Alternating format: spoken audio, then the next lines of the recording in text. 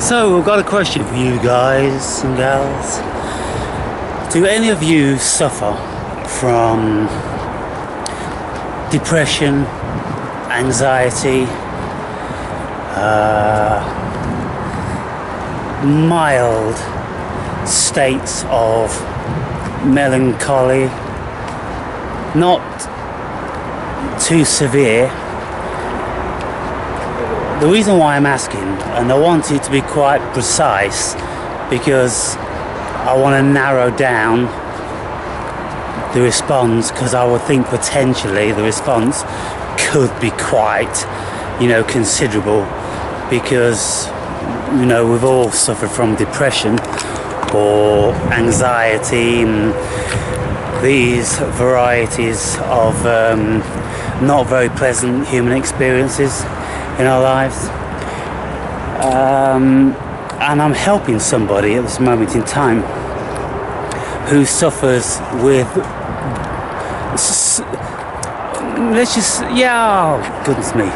medium bouts of lethargy, flatness and tearfulness. It comes about sometimes only once a year. Other times it can come about within the space of a month. And so, of course, it's very varied, and there doesn't seem to be any rhyme or reason as to what this person eats or drinks or does in their everyday life. It just seems to come about unfathomably out of the blue. And this is why, our doctors, psychiatrists and the like, they speculate that it's a chemical imbalance, and they don't know why, and they don't even have any evidence for that, by the way. They create these s.s.r.i.s, these selective serotonin reuptake inhibitors, because they think that might be the thing, and with some people then they seem to work to some degree, but no one size fits all. And even if one medication does work to some degree, after a while they don't seem to work anymore. So whether the medication was a placebo, this psychiatric stuff is very, very difficult to get your head around, because the human brain is vastly too complex for human beings at this moment in time, and we really know next to nothing about the functioning of the human brain.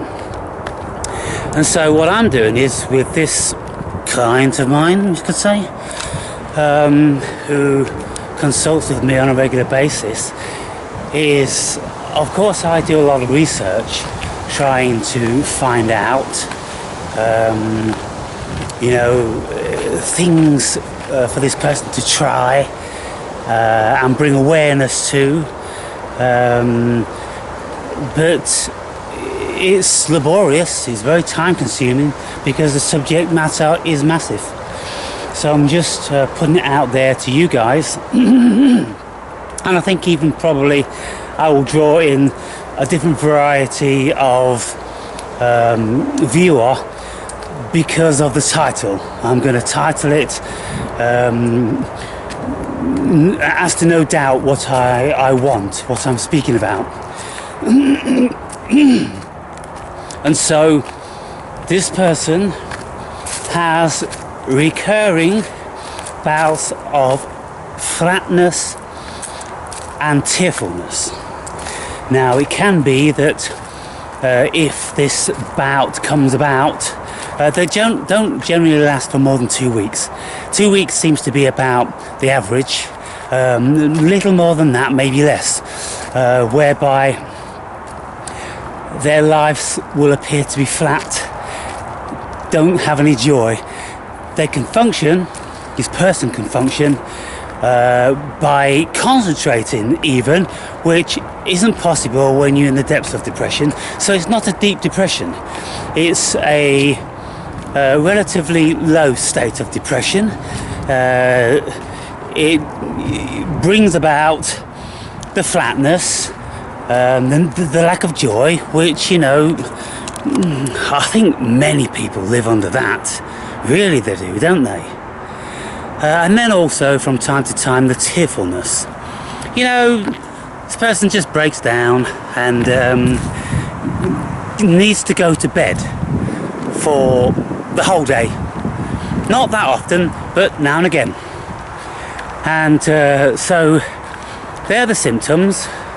This person eats well, keeps the alcohol to a minimum, exercises cardiovascularly every day, and has good relationships, a good job, very nice and compatible to joy environment to live in. You could say has everything that modern living offers. And this is the sad part of it, because this person should be enjoying life a whole lot more. And albeit there's not too many people that seem to fire on all four cylinders as far as the serotonin goes. I mean, I've had deep bouts of depression in my life, but I haven't had anything since the last big one. In actual fact, I think I just had the big one. I had the dark night of the soul, which lasted for 7 years, and then I had a further, let's say, 5 years, slowly coming more and more out of it. Even today, I'm very reclusive. I don't want much to do with a human being. They are just a can of worms. And since I've woken up, just to look at them, just to listen to them, just to be in the vicinity of them, it's just too much. These people, they don't know anything about the world. They don't know anything about themselves. They can't see how automated they are. And they're so full of their own opinions, thinking that they really know something. And yet they can't see that they're just automated creatures. And so, they're difficult to be around. And I can't. The only people I can be around are very awoken people. And, we don't deal with the mundane. We only deal with the deep, esoteric, and the spiritual, the most interesting of subjects. And so, yes, it's sad for these people that have bouts of depression, and this person I'm speaking about is very fortunate in many respects. Not least that the depression, flatness, anxiety, sadness which is experienced doesn't last long. And I advise this person, I'd use it to your own advantage, because if you only get in 2 weeks, maybe in a year, or 3 times in a year of a small period, then when you're in it that you're going to be coming out of it pretty soon. So when you're out of it, live it. Just have maximum appreciation and gratitude for what you've got when you've got it. And then you'll be benefiting vastly from what you would consider to be your affliction, because many people desperately need that sort of affliction to bring them down to ground, to enable them to be able to perceive the magic that they are experiencing. How many people just take it all for granted? And just like, oh yeah, just doing this or just doing that. Oh, it's just a sunset. Oh, you know, it's just a beautiful forest. Whatever. It's only leaves and trees, and all this sort of thing. You know, the ones that don't see the spirit, that don't feel the life in everything. I'm sad for them. I really am. And those people, they constitute 99% of global humanity. There's only a very few which really get it, which really are in a high level of appreciation and gratitude and joy every single day. And you know, I'm one of them. But why is that? It's because I've made all the realizations. I've done the work. I spent, like I've always been telling you, you know, many years in the deepest of self-study. And so now I know what it's about, and I do all the right things. And I think a lot of this depression is being dejected and disgruntled with what you have. We're in a realm whereby we're conditioned into wanting more and demanding more and thinking that more is going to make us happy, when it doesn't. Invariably, the more that you have steals away your precious time and solitude and gives rise to your sadness. And one of the greatest things that I've learned is to have the time, just to have your time. Whilst you're living, whilst you're existing, whilst you're experiencing this earth dimension, have your time to feel your experience. Feel all that's going on around you, instead of being numb and dulled by the incessant driving towards something else. You see, we never get there. We never arrive at that something else. If only for very fleeting moments, like getting the new house and the new car and that holiday. But in no time at all, the shine wears off, and then we find ourselves back bereft of something new and shiny and exciting for us to work towards. And so Jordan Peterson's always speaking about the greatest the greatest advice he gives people is to find a purpose, to keep busy, you know, driving for something which you know you'll never attain. Because there's no joy in attaining these things.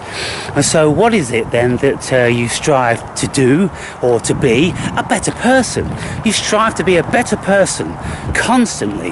And so you're always a work in progress, and you're always thinking that you could be a little bit better, but you're not disrespecting the level that you've got. So you are in a realm of appreciation for all the hard work that you've put into the life that you're now living. But there's always a little bit more. You can always make a few more people happy. You can always take yourself into a higher realm of God consciousness. And so in my book, I'm speaking very deeply about all this stuff and the relationship that human psychology has to faith. Because faith is a very deep, profound and mostly obscure reality for most people, because they don't know what it is. And when you ask them what it is, they've got barely any idea. And even those that proclaim they've had it for years and years and years have got a little more idea than anybody else. They just delude themselves that they have a high level of awareness, when in actual fact they don't, because the vast majority of people who proclaim to believe in God, they don't know God. And so they're just deluding themselves. So faith for them is self-delusion, self-hypnosis. Whereas if anybody asks me, do I believe in God? I'll say, well, I know that there is something that you could call God. And I've met lots of these images, and I've encountered lots of scenarios, and every day I live in the breath of God. And so that's the difference. I don't have faith. I never have had faith. That wasn't the portal that took me towards my discovery of what we call God. No, it was other avenues that took me there. And most people are not that fortunate, evidently. And they only have faith.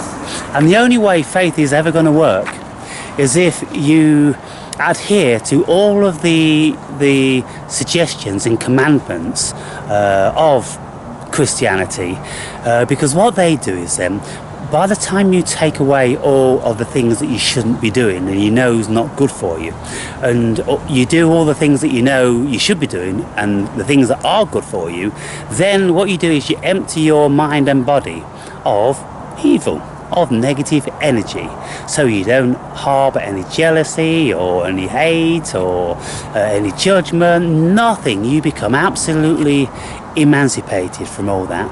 And when we become emancipated, that then, ladies and gentlemen, is when we enter into the kingdom of God.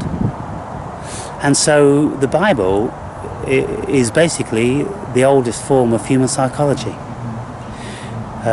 speaking in parables with illustration, basically showing people, telling people, advising people about what they are and what the ramifications of their error is going to amount to. And so basically it's probably cognitive behavioural therapy for the masses for over 2,000 years. Anyway, what a beautiful day. We're having some wonderful weather, and so I know you're all capitalising on it because there's been very few of you comparatively online. And so, yeah, you know, reap these beautiful days in people and experience and be grateful and enjoy and show your appreciation and all that stuff.